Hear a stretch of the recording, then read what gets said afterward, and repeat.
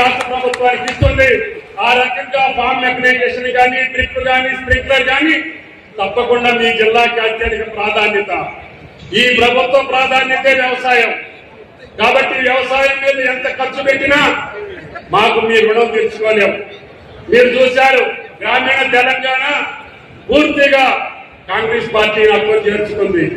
అందుకని మేము కూడా ప్రేమపూర్వకంగా బాధ్యతగా గ్రామీణ రైతాంగాన్ని కాపాడటం కోసం కష్ట కష్టాలు పడి ఎన్ని ఇబ్బందులైనా పాత స్కీములను కొనసాగించుకుంటూనే కొత్త పథకాన్ని ప్రారంభించి విజయవంతంగా నడుపుతున్నటువంటి ఏకైక ప్రభుత్వం తెలంగాణ ప్రభుత్వం.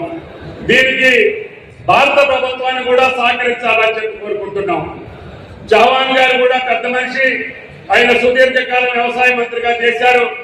ఆయనకు కూడా చెప్పాం, గత 5-10 సంవత్సరాల్లో మా పథకాలన్నీ ఆపేసి కేవలం రైతు బంధుతో సరిపెట్టారు. ఇప్పుడు ఆ పథకాలన్నీ పునరుద్ధరిస్తాం, మా రైతాంగాన్ని ఆదుకోవాలని చెప్పాం. ఆయన కూడా పెద్ద మనసుతో చేస్తామని చెప్పారు. కాబట్టి దయచేసి రైతాంగం గుండె మీద చేసుకొని వ్యవసాయం చేసేటటువంటి స్థాయిని తెలంగాణ ప్రభుత్వం ప్రయత్నం చేస్తుంది.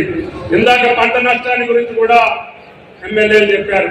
తప్పకుండా మేము అన్నటువంటి పంట నష్టాన్ని త్వరలోనే మీ ఖాతాల్లో జమ చేసే బాధ్యతని వ్యవసాయ శాఖ తీసుకుంటుందని చెప్పి కూడా మీకు ఈ సందర్భంగా మనం చేస్తున్నాం.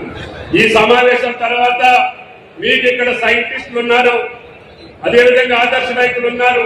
మీకు ఏ పంట మీద ఏ సందేహం ఉన్నా మీరు అడగండి, లేదు మీకు తెలిసిందంటే మీరు కూడా చెప్పండి. రైతాంగానికి రాబోయే రోజుల్లో వ్యవసాయం ఏ పద్ధతిలో చేస్తే మనం నిలబడగలుగుతామో అది ప్రభుత్వ పరంగా కావచ్చు, శాస్త్రవేత్తల పరంగా కావచ్చు, అనుభవం కలిగినటువంటి రైతుల ద్వారా కావచ్చు, లేకపోతే అనేక కంపెనీలు ఇప్పుడు యంత్ర సామాగ్రిని, అదేవిధంగా పురుగు మందుల్ని, అదేవిధంగా ఫార్మ్ మెకనైజేషన్ మొత్తాన్ని కూడా డిస్ప్లే పెట్టాం. మీకు కావాల్సినటువంటి యంత్రాల గురించి అడగండి. మీరు ఏం చేసే వ్యవసాయానికి సంబంధించినటువంటి అనుమానాలన్నింటినీ కూడా నివృత్తి చేసుకోండి.